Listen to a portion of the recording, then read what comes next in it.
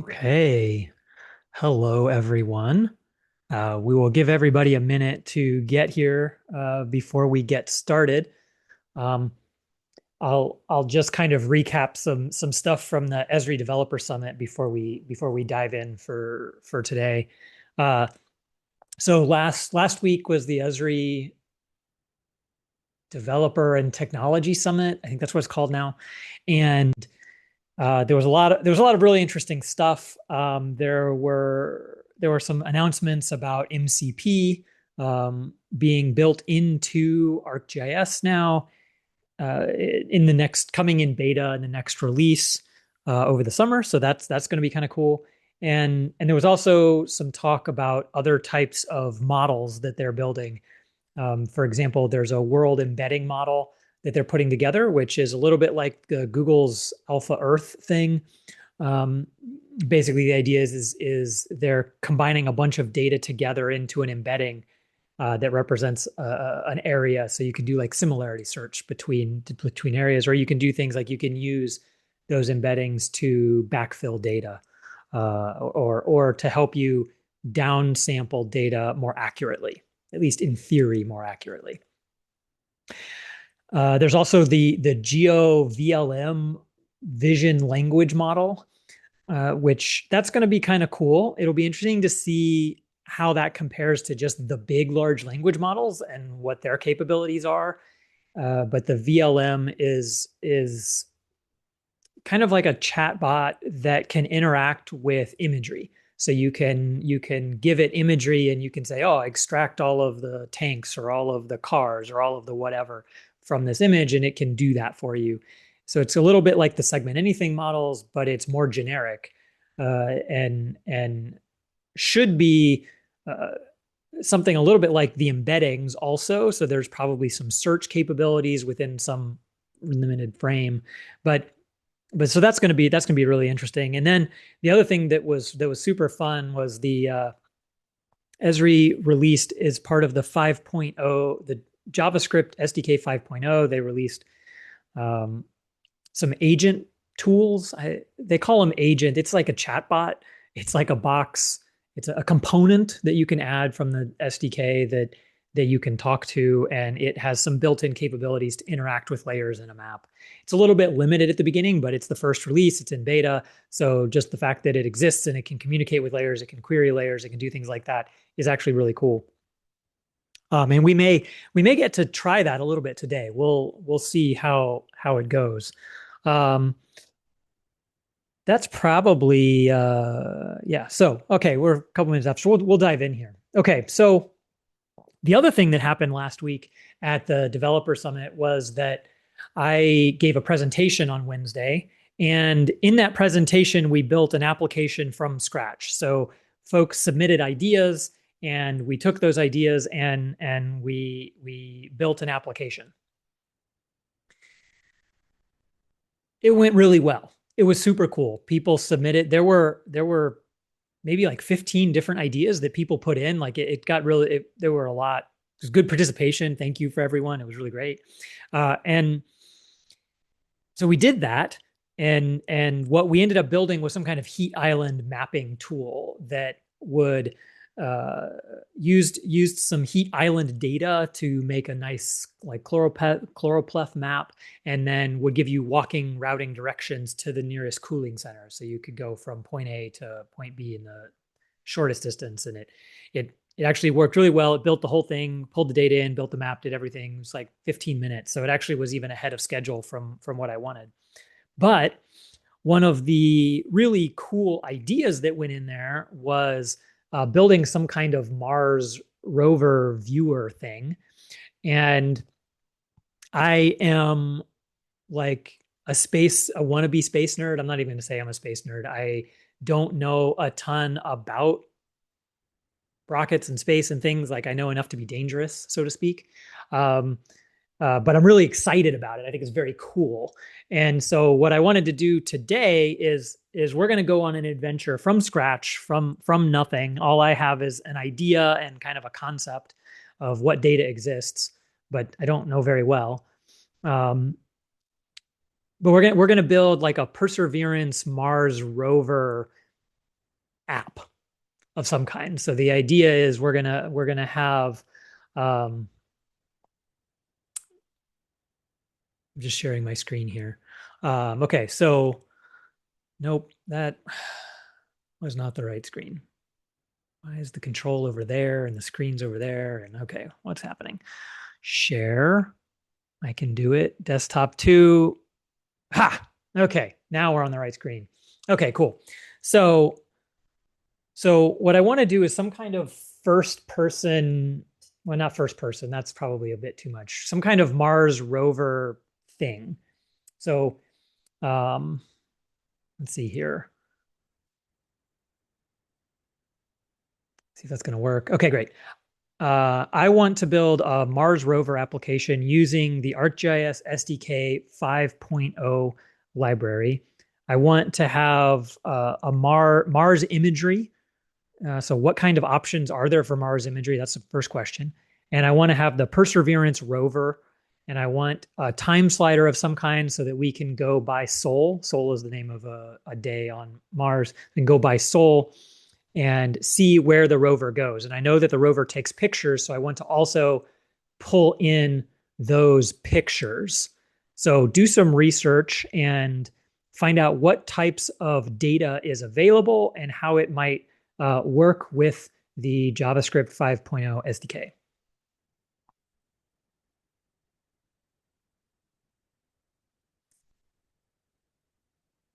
There we go. So that was me recording that. I'm going to just pop that into Claude here and let it churn on that for a second. Because I know that there are different types of Mars imagery. I know that there are some like lower resolution imagery, there's higher resolution. They navigate, they make a plan for where the Mars rover is going to go. Using some of this imagery. So I know that they have some really good imagery. It's just probably kind of narrowly focused. It's probably not all of Mars, right? But I know they have like, it's like 1 inch or better resolution imagery. It's really good because they're trying to like, they have to like map out rocks and stuff. Now, Perseverance is special because it has the ability to kind of locally navigate on Mars. So if it sees a rock, it can be like, I need to go to the left of it. That said, navigating on Mars is tough. Fun side story while this is thinking about it. The in December, Claude actually helped NASA plan a route. And it was it's a fun little read if you're into that kind of thing. I had it in the news one of my newsletters several weeks ago, maybe a couple weeks, I don't remember when. But it basically NASA was able to use Claude to look through pictures and look through satellite imagery and follow the instructions that NASA already had on how routes are built. And what's really interesting is the way that a route is built is with this complex XML schema, XML document that NASA created. And that's what they actually send to the rover is this XML. It's probably some special version, but it's this XML document that says go forward, turn this many degrees, spin this wheel, et cetera. So they have all kinds of control over every phase of the movement. And it's like a complex schema. And so they were able to teach it to Claude using skills and things, much like the rest of us do. And the output was being able to drive a rover on another planet. And what was kind of interesting about it is their claim, at least right now, is that they do think it's actually going to speed up their process of planning. Now, I think in the first round of this, I can imagine a bunch of scientists sitting around watching Claude, like I am right now, watching Claude spit out information and then being like, absolutely not, are we sending this to Mars? Like, we are going to check every single thing that it did. And I think that's probably the right approach when you have like one chance, because if your Mars rover gets stuck in the sand, you're kind of done. You're cooked, right? So, but they do think that it actually speeds up the process because it can look through a lot more imagery than they can in the same amount of time. And what they found is the mistakes that it made along the way, once they kind of got the process down, the mistakes that it made along the way were because they didn't give it enough information to be able to make that call. And so I thought that's actually a really interesting kind of side story, because one of the things that you have to be really careful of when you're using an AI tool is giving it enough information to make a good decision, but also not giving it too much information, because if it has too much information, it can be distracted by what you've done. So here we go for some output here. So full research document, let me hit the highlights. Mars imagery, Esri hosts Mars-specific services on astro.arcgis.com. So there's a global mosaic, a tile layer that's 230 meters per pixel. That's really low resolution. Oh, here we go. Higher resolution, 5 meters, and high rise 30 centimeters. So that's what I'm thinking of, is this one. It could cover the Jezero crater. So that my guess is that this high rise does cover Jezero crater. That Jezero crater is where Perseverance is, or where it landed. It might have left by now, but that shows you how much of a nerd there I am. I don't even know where it is. So rover waypoints by Sol.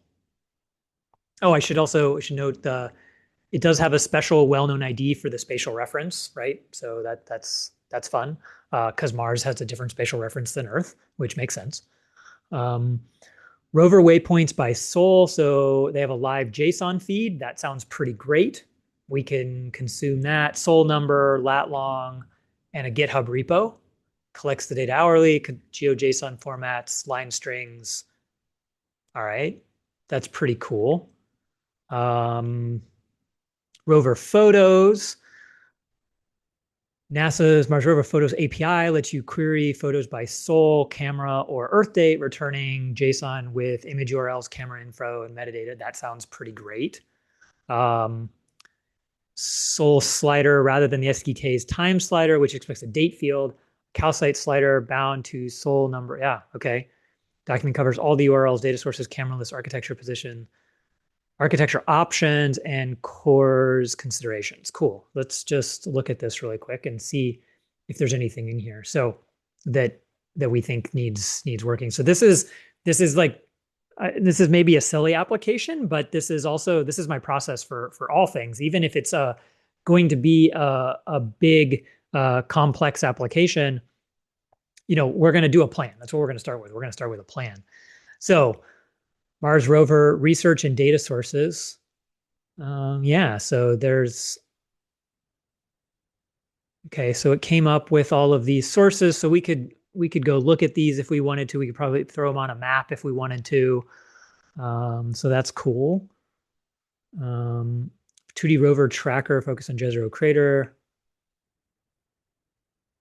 MDIM 2.1. That's the one that's super low resolution though. So I want to bump that up. I want to make that better. You know what would be cool? I just saw this say scene. Okay, so hold on. Just thought of an idea. So let's have it do a little more research while we're reading that. Is there elevation data? Could we do this as a 3D scene and use the highest resolution imagery possible? So we'll have it go. Let's have it do some more research on that for a second. Let's just look at the rest of this plan document. It might start editing it while we're here, but it'll be okay. So Mars spatial reference. So it got that figured out. See, it's using the scene view, which is what gave me that idea to ask that to go do more research. So that'll be kind of fun. Ooh, look, the whisper frame is that's totally a Perseverance rover right there. Okay, that's exciting.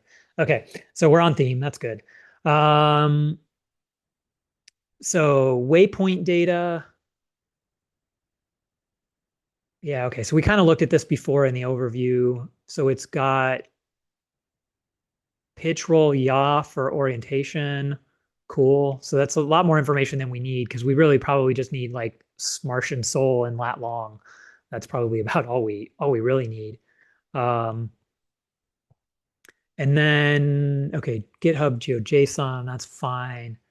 Photo API. You know what would be kind of cool? You know how in ArcGIS you can do that oriented imagery stuff where you can take a photo, like when you take a photo with your phone or certain types of devices, it'll record the direction you are facing and the location, and then you can plot that like cone on the map so you can see like this is where the picture was taken from and this is the direction it's facing. This is like the area that you can see in that image. That would be kind of cool if we could include that. Um, there's a lot of different cameras. See, it doesn't look like it has that information in it, but we could ask it to do some more research. But I do want to get it building soon, so we'll just see. Um, API key. I don't. Oh, you can't see the whisper frame in the screen share. That's sad. I'll get. Well, I don't know how to fix that. How do I? Okay, I'll come back to that in a minute once Claude's working. Trust me, it's a great picture of Perseverance rover on Mars. Um, so the API key, we can use this demo key. That's probably fine. I don't want to have to go make one. Endpoint CORS restrictions. Okay, we'll see. Same data for this other thing, but no API key. Okay, cool. So we're gonna, oh, ArcGIS scene. So it's already thinking, oh, see, didn't even read the whole plan. It's already thinking that this is some kind of 3D scene situation. So that's cool. Alternative 2D map viewer. Okay, so all right, this is actually super cool. I'm excited. Let's see what it did. Okay, so it's actually still working on that. But this is already really cool.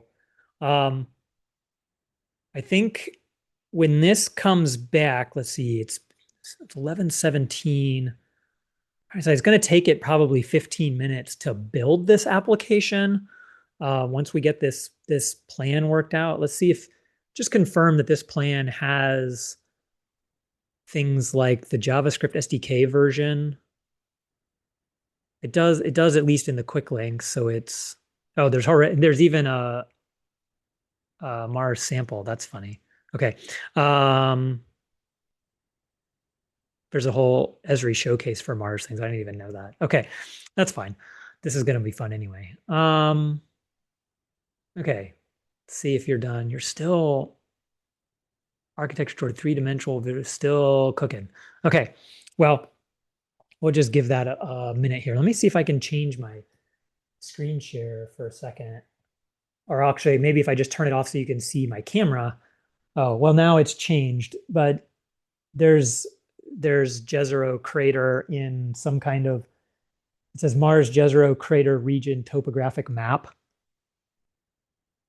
And then it has low resolution to high resolution. That's what that little four grid over there. The last one was cuter. Maybe we can get it to build a cartoon version of the Perseverance rover if we say that out loud enough times. Um, oh, Claude, Claude reached his tool use limit. Okay, I'm just gonna hit continue. Let me get the screen share back on so you all can see what's going on here. Share desktop 2. There we go.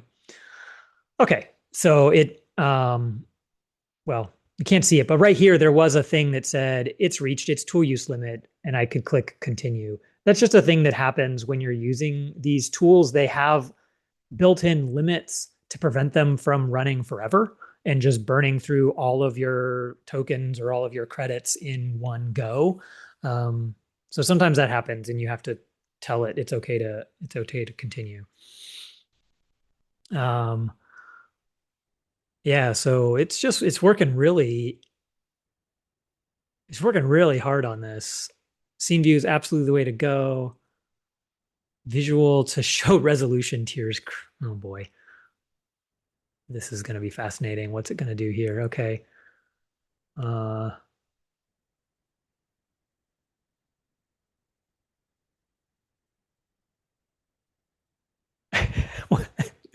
I don't like, okay. I mean, yes, it stacked them in resolution order. That's cool. Okay, so it built a whole data flow graphic, NASA JSON graphics layer, scene, slider, photo API. Yeah, that looks great. I want this as an app. Like this is going to be cool. Um,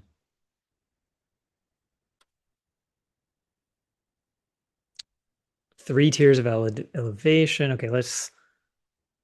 Oh man, I can't click on it. There we go.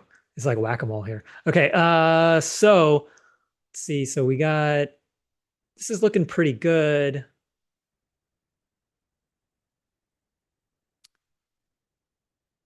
I think I think this is going to be enough. The next kind of thing to do here would be to have Claude convert this into a plan. Um, but I'm kind of getting antsy and I want to get Claude Code working on this. So I think we've got enough research here that we can kind of just make Claude go. Um, so I think what we're going to do is we're going to come over here, we're going to copy this, and then we're going to come over here to Claude. And I have Claude voice turned on. This is a fun new feature. So I built my own transcription app, and then of course, like 2 weeks later, Claude just built it into Claude. So you can hold down the space bar and just talk. So I'm going to use that here, and we're going to see how it behaves, and then we'll go from there. I want to build a Mars viewer for the Perseverance rover using ArcGIS 5.0 JavaScript SDK. And I want it to be a 3D scene where we have the rover on the planet and we can have a slider that moves it over each sol so we can see where it goes. I want it to be as high resolution as possible, both in elevation and in imagery. And I want to be able to click and see the different images that the rover is taking at different spots on the map. Below is a bunch of research that was done by a Claude on data sources. Make a plan for this, think deeply, and ask questions. Okay. Oh, I'm just going to do a shift enter here. I think I already copied this, but because I can't remember, I'm going to click copy, paste that there, and let it go. So you notice I did the same thing that I often do in this, and I say make a plan. And one of the things that if you watch me do these frequently, you'll notice that there's always more than one plan involved. Oops, I need to pay attention to this while I'm talking so that we are giving it permission. Yes, just go ahead. So what was I going to say? Oh yeah, planning. So there's always more than one plan involved. So we start in Claude or ChatGPT or Gemini. They're all about equal at this skill set, like exploring the internet and finding data, building a plan like this. So we start here and we work on this plan together, right? So a bigger plan for a bigger application would be, there'd be a lot more detail, right? There'd be a lot more back and forth with me planning it, and then maybe breaking it down into phases. Because just like a team of human developers, a Claude Code, excuse me, a Claude Code, when you're working with it, you can build your app in phases. So you can build phase one, and then you can test it. And if you don't like where phase one is going, you can kind of pivot, right? So you have the ability to do these like sprints in phases or in chunks. And you can pivot and say, oh, I don't like this. I want to change it. So we're doing it this way or that way. Or I love it. I want to keep going down this route. Or we showed it to our users and they had this kind of feedback. So you have that same process, that same capability with Claude when you're doing this. So you kind of follow a similar process. You build this plan. If this app was any more complicated than this, we'd probably build some phases into our plan, and then we would have Claude build one phase, and then we'd look at it, and we'd kind of go like that. So over here on the left of the screen, I've got Claude Code working on this, and you can see I'm basically just continuously granting it permission to do things like download things from the internet, query things. It's looking up documentation. You can actually see right here, it's fetching documentation. I should use the mouse instead of my finger. You can't see my finger probably. Um, it's fetching documentation and sample code from the developer's SD. Whoops, gotta keep going. From the developer's SDK, it's fetching data about the structure from NASA and the image layers and using the demo key like we saw in the documentation. And now it's looking on GitHub for information. So it's off checking all of these data sources and doing this work, the same type of work that I would do as a software developer and building this myself. And I think this is one of the kind of more recent innovations in these AI tools is that it's capable of looking things up and pulling down the information and then using it as it's building the application, which is incredibly powerful to see and to kind of experience because it's always a little bit surprising what it's capable of. Last month, when we built an experience builder widget, we gave it a lot of documentation to get started from. And it turns out we don't have to do that for the JavaScript 5.0 SDK. And the reason is most of the SDK is very similar to the 4.x series because Esri was very slowly moving forwards, building web components. And at 5.0, it's just pure web components all the way, right? That's how you interact with it. But they've all existed for the most part ahead of time. So we don't really have to, we didn't really have to provide a lot of background documentation for it to use the 5.0 SDK. It can get the gist of it just by doing the searches and the loading itself. But you can increase the speed at which it will behave or operate by building that documentation yourself ahead of time. So you can still speed things up. And if you're part of a team building software with Claude, you probably want to start building your own kind of software instruction repository where you've got different bits of documentation, whether it's for ArcGIS or other tools that you're integrating with in your environment, depending on what you're doing. You want to start pulling that together and having that framework so that you can kind of piece together what Claude would need, especially if it's behind your firewall and it's things that it can't readily just query or search for, proprietary APIs, things like that. You want to just throw in those documents so that it starts to get the hang of it and it starts seeing the value, I guess, or the capabilities that it has. That's probably a better way to say it. The capabilities that it has access to. Okay, so we're doing pretty good. It's doing a lot of research still. It's 4 minutes in, 5.8 thousand tokens. I will point out a couple of things. I did change my settings in Claude Code just a little bit for this session. I put it in extra high thinking mode. And I did that on purpose because I wanted it to work on this as much as possible on its own, right? I want it to be as autonomous as possible in this operation so that I don't want to write any code. I don't even want to look at the code, to be totally fair. So I want it to be as autonomous as possible. So I did turn up the thinking, and that does burn my tokens more quickly. But generally speaking, I don't, when I'm running Claude, building an app or working on something like this, I don't actually sit here and watch it. I don't normally narrate it. I do that for you all. What I normally would do is go on and do some other task, whether that's checking on another Claude because I'm doing 2 applications at the same time, or it's checking my email, checking communications with the team, doing other things like that. But I'm in a meeting. That seems to be what I do a lot. But I will often not watch what Claude is doing. I'll just come back to it. And there's actually some really cool features now in Claude Code. You can link it to your phone and it'll send you a notification when it's done. You can even link a Claude Code instance running on your computer to your phone so that you can tell it to do the next step from your phone.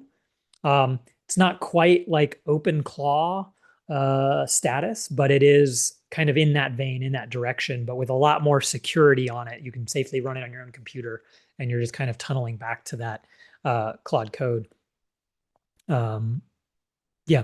Anyway, a lot of cool features in Claude Code right now that let you do those kind of things. So let's see. What are we? We're just still cooking along here. One other oh, it is also in plan mode. You can see at the bottom here it says plan mode on. So it is actually planning still. It's not writing code yet. So we'll just let it keep simmering away. Oh, maybe something's about to happen. One thing that I just want to remind everybody of is when it's working on this, if you think of something that you want to tell it, or you see something go by where you're like, ooh, I don't like that, or I want to do something else, you can actually just type another message right here and press enter. And what happens is the agent will periodically check to see if you've given it any new messages, and it'll pull that in and change its course. You can also use, you can see the tip here is this /BTW.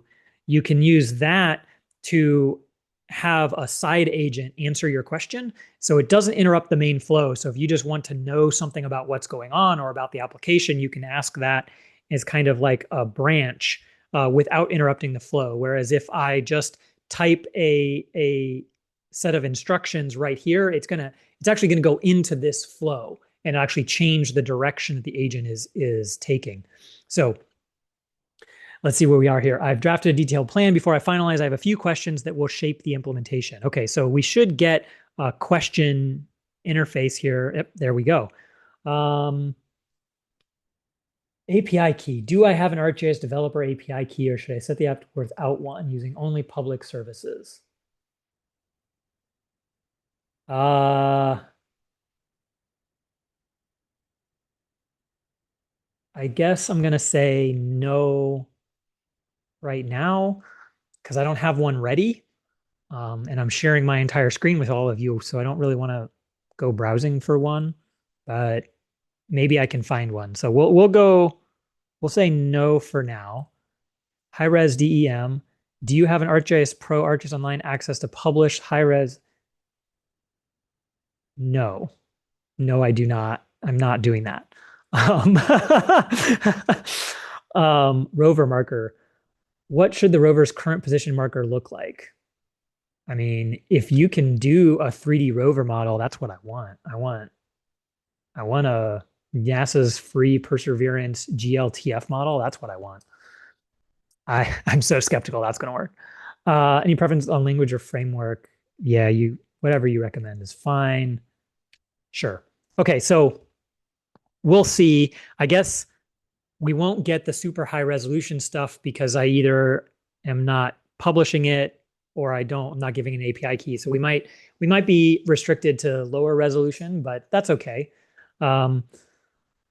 So it should be finalizing the plan now, and then we'll move on to development. So again, our two-phased plan approach here, we did our research. Normally I would do more planning in Claude. So I would take the research and I would go on to build architecture and talk with it about how I want the app to behave and build user stories, for example. I would describe the users and all of those kinds of things because that's the same types of things I would do for a human development team, right? I'm going to build all of those preliminary information so that the humans would understand what it's building and who it's building for. Same thing for the AI. I would build all of that. I would have Claude fill in the gaps for me.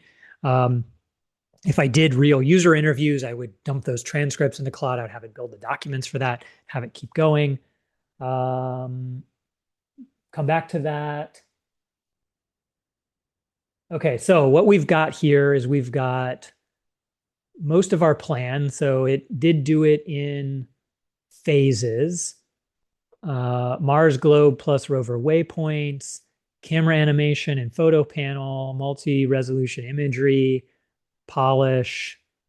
Okay, it's got waypoint data flow, it's got photos, camera animation. Wow. This sounds like it's going to be super cool. We'll see. ArcGIS services. Okay, so we'll get there. Great. Key technical details. I don't know. Sure. Those seem fine. Um, no ArcGIS API key, no high resolution DEM. That's fine. Yeah, we're gonna, okay, so now our options here, we're gonna do clear context and auto accept edits. So the reason that we're doing that is as as Claude works, it fills up its context window with information.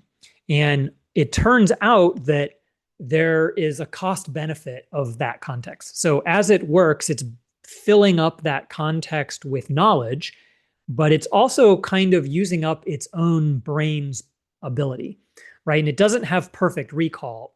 So if it has a bunch of information in its context, it doesn't even remember all of that correctly. And as it's writing code, if it's continuing to fill up that context, then it starts to forget stuff. And so every time you make a plan or you start on a new bit of work or you start on a new task within an application where you're within Claude code, whenever you're building something like this, it's better to clear its context and have it start fresh with its new plan.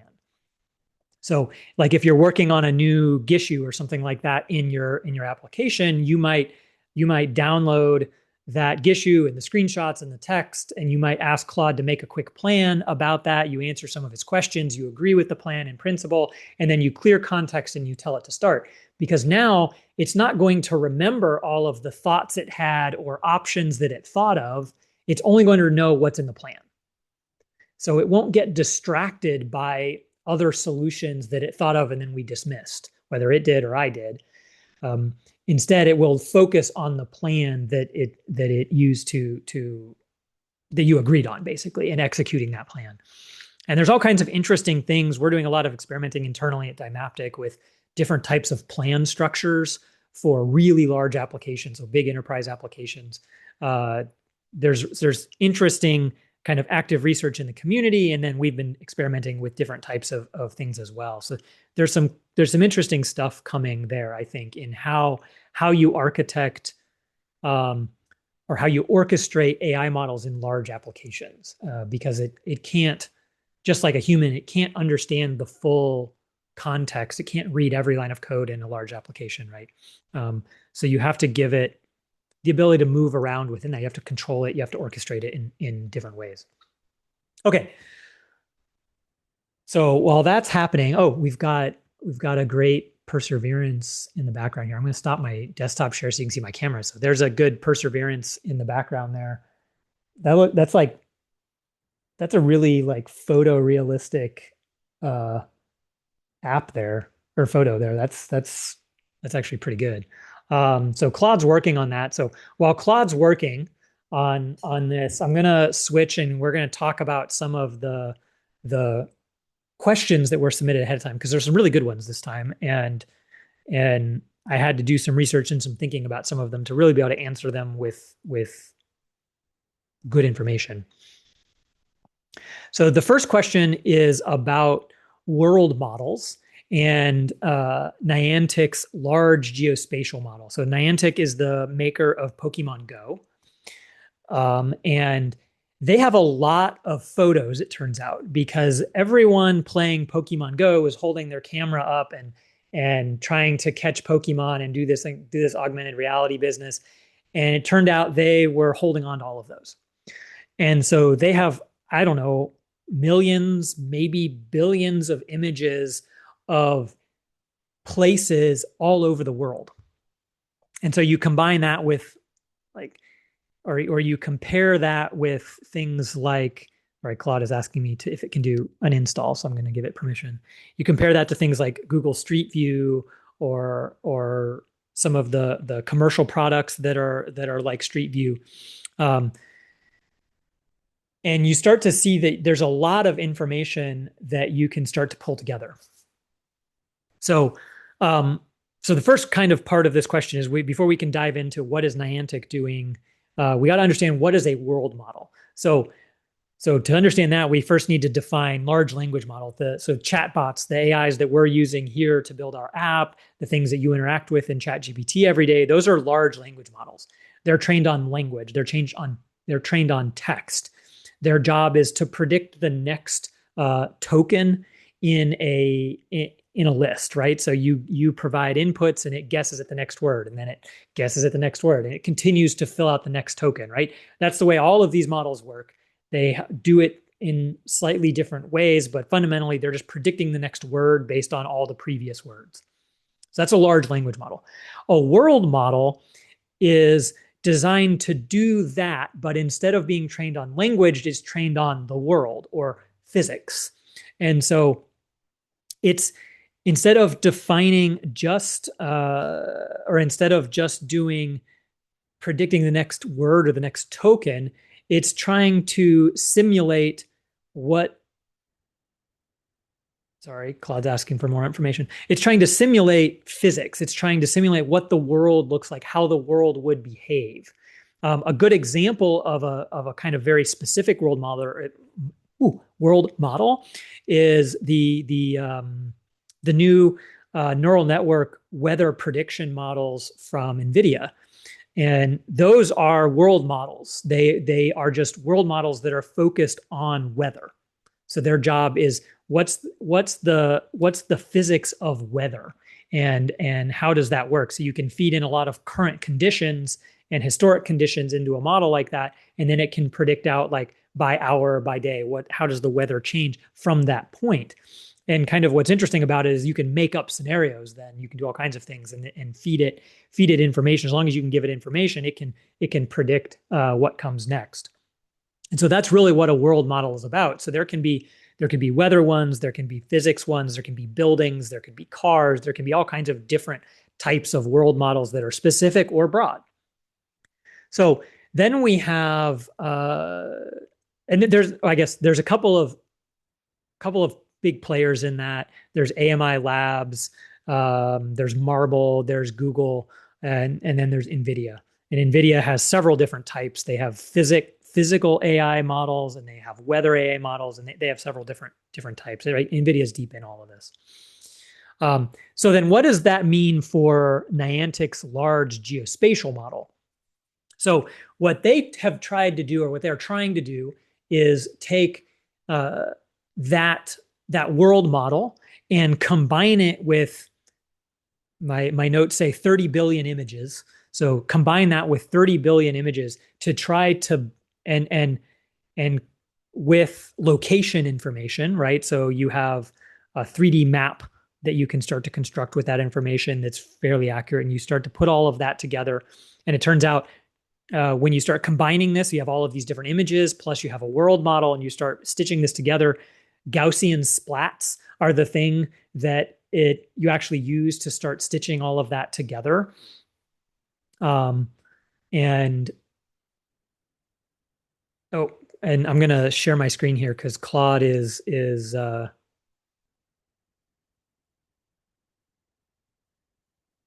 doing something. Oh, there we go.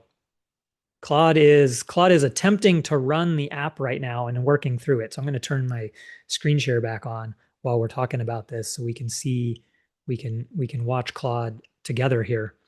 There we go. Okay, so there's Claude. So you can see the page loaded, but the scene isn't showing in the accessibility tree. Let me refresh to capture console messages. So it's refreshing the page and waiting and taking a screenshot, and UI shell renders, but the 3D scene is blank.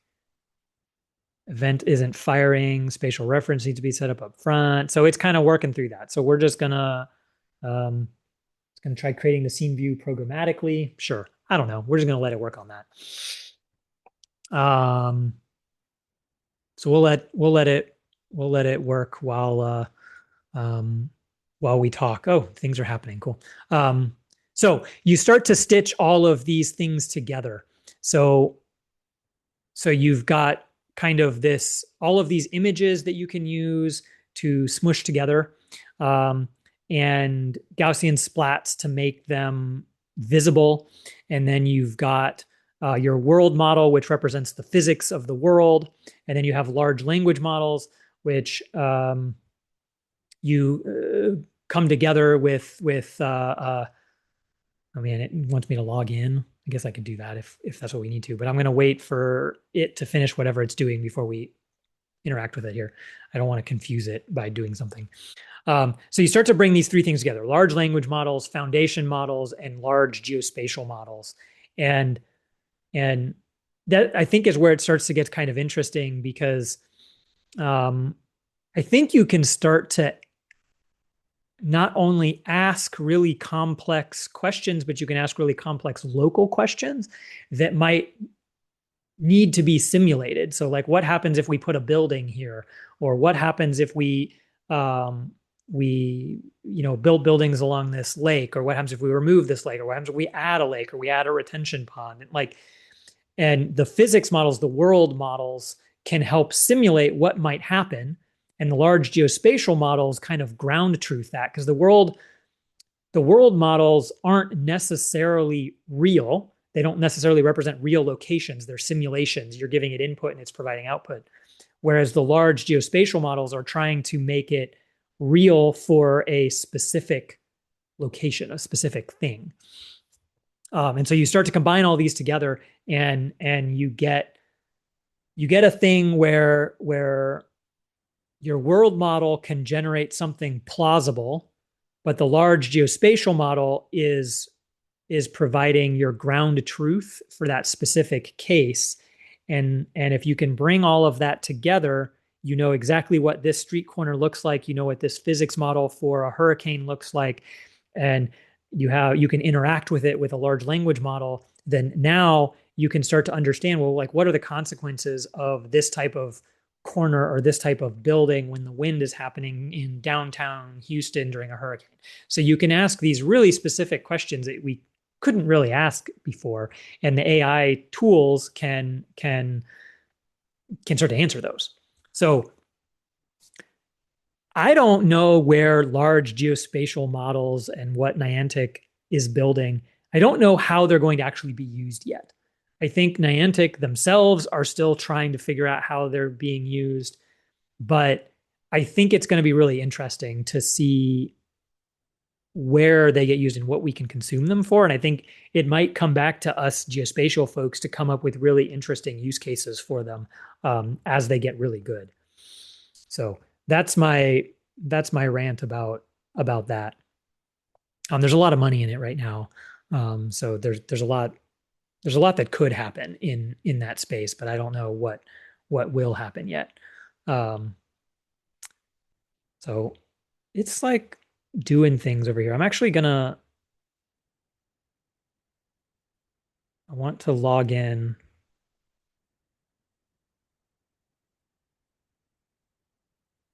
But it's not letting me. Okay, I'm gonna open my OnePass, but I'm gonna put it on my other screen so you all can't see all my stuff. Unlock it. And we'll see if we can get to my password here. Okay, we'll just let it, it's still working. We got 12 minutes. It might still get there. This is always kind of the fascinating part when it starts trying to run it in the browser itself. But this is also really fascinating as well because we're seeing it try to verify that it's getting the application to work, right? So that's actually pretty cool. Yeah, I'm just gonna let it cook for a little bit. Okay. If you've got other questions, please do drop them in the chat here. Let me go back and check up on it. Did I see Jack at the Esri conference? I did see him on the stage, but I unfortunately did not find him. I wanted to ask him some AI questions, but I didn't run into him walking around afterwards. So I don't know where he was off to, but so unfortunately I didn't get to actually talk to him, but he was there.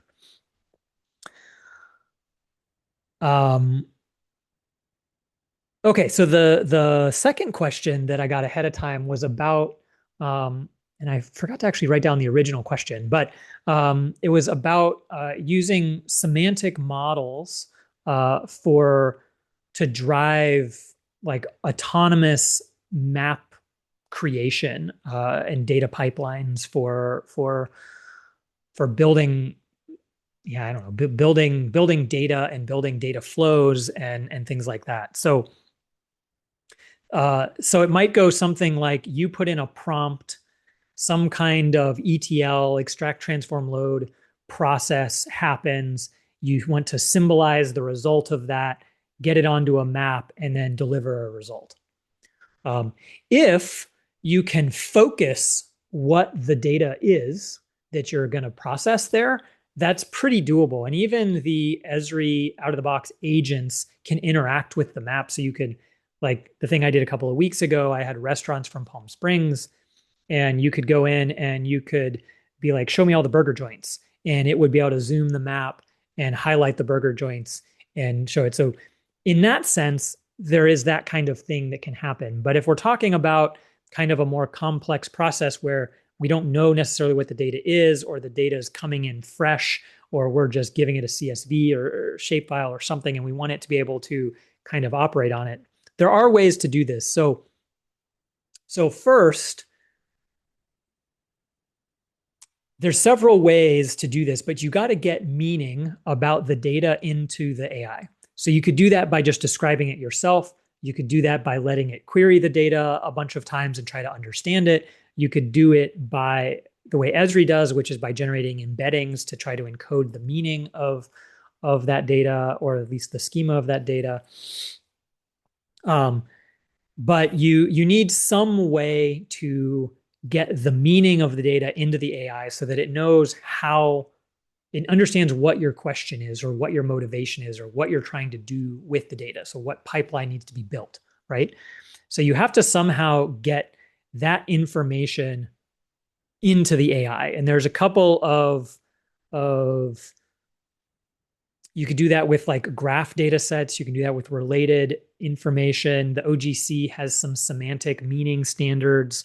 But fundamentally, although everybody's trying to come up with standards for all of this, like fundamentally, you just got to get the data into a place where the AI can see it. So one thing that I've had success with is if you can put it into a feature service, for example, you can give something like Claude tools to query that data and interact with it. So if it can query that data and interact with that data, then it can figure out what it means, especially if you can give it some framing, or if you've populated your metadata.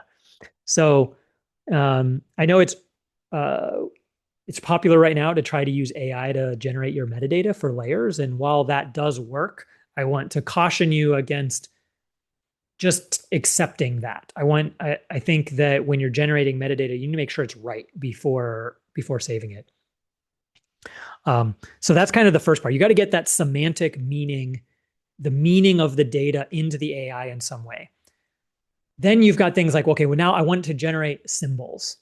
So there are actually some people that have been experimenting with this. There's like, I think there's a thing called like Map GPT, which has a bunch of different symbols that GPT and symbols and tools that GPT can work together on to kind of piece together.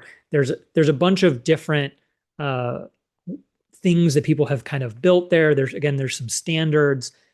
I think we're going to see some interesting stuff from Esri eventually here about symbology. But one secret is like Claude is actually pretty good at generating a web map JSON file with symbology. So if you can give it some guidelines to follow, like, this is point of interest data. This is restaurants. This is signs in my city. This, if you can give it enough context, again, see the previous comments about semantic meaning. If you can get enough into Claude, it can do like what it's doing here, where it continuously tries to do it. And we're getting close to time, and I'm afraid Claude's going to fail here in our time limit. But basically, if you can get that meaning into it, it probably can do the work to generate that symbol. And it might sit there and spin around for a while, but it can probably do it. And then the last part is, how do I generate that map? Well, there's, if you're in Esri land, you're kind of back at like print service, right? So you can generate a web map or something along those lines, and then you're using a print service on your ArcGIS server, your ArcGIS Online to export that into an image. Or if you've built a web map, maybe you're just delivering that web map as the result, as like, here's a link to the thing. So you can totally get through that process, and you could even, oh, I saw the the map, Mars moved a little bit when the time slider moved down here. We're not quite there. We're not. We got some problems with our application here, but it is making progress. And then the last part of this question, I think, was about can you use voice to do something like this? And yeah, I think right now the way to use voice in things is you transcribe it into and you feed that as if the person had typed it in.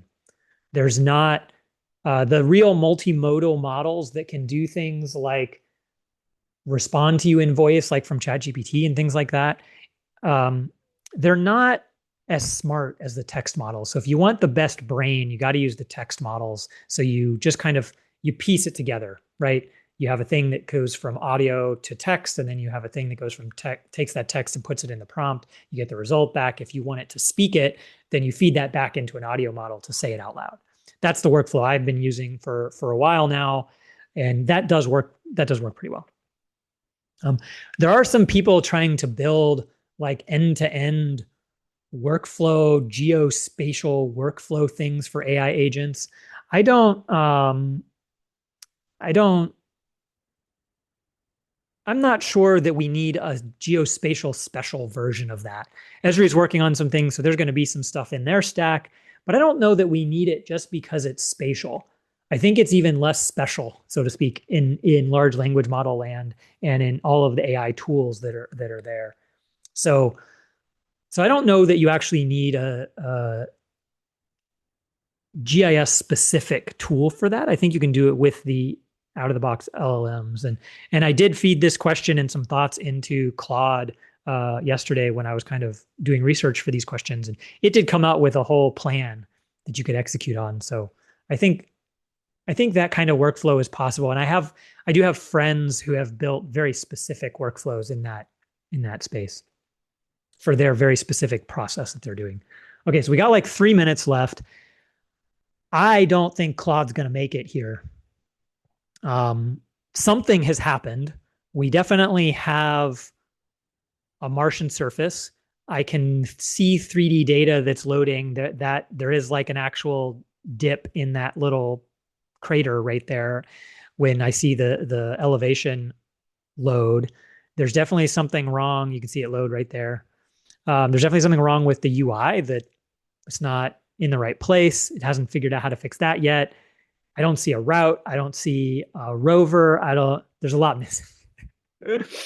I guess I should have given it more than, it's been working for 22 minutes. So I guess it needed more than 22 minutes to actually make this work.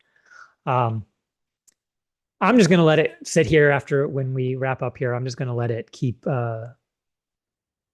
going. So very quickly, I think it was can I share the result next month if it works? Absolutely. Yeah. I'll at least save screenshots. If not, try to keep it actually running for next month. Totally. So there was another question from a person who has skills in linguistics, geography, computer science, and AI. And boy, if there was ever a person that had the skills for what is happening in technology right now, it is that person. That is a fascinating education background that is probably exactly what you need to build really cool stuff right now, because that is the intersection right there. So I think, to be like very open about it, I think you could do literally anything you wanted in this space.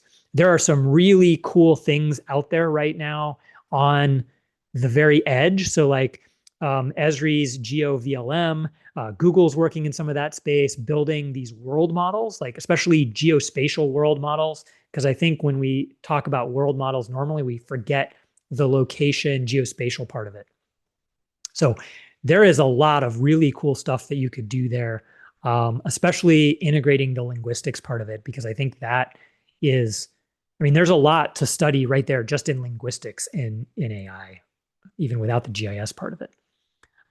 So I would be looking at like, if I had those skill sets, I would be trying to get in to do like geo AI, geospatial language model, world model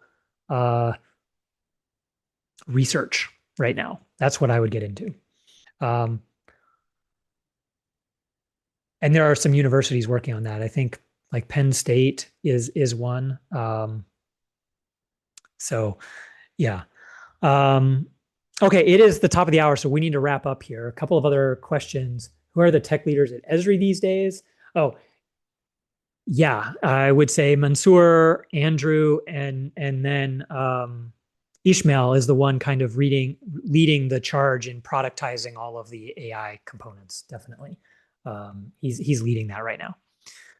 Um, cool presentation. Thank you. You're welcome. I'm sorry that Claude didn't get us a working app, but you know that's the price of trying to build something live. Um, Am I using Claude Code for this presentation? Yeah, everything that I'm using here is Claude. So I used Claude, the desktop app, and then I used Claude Code to build the application.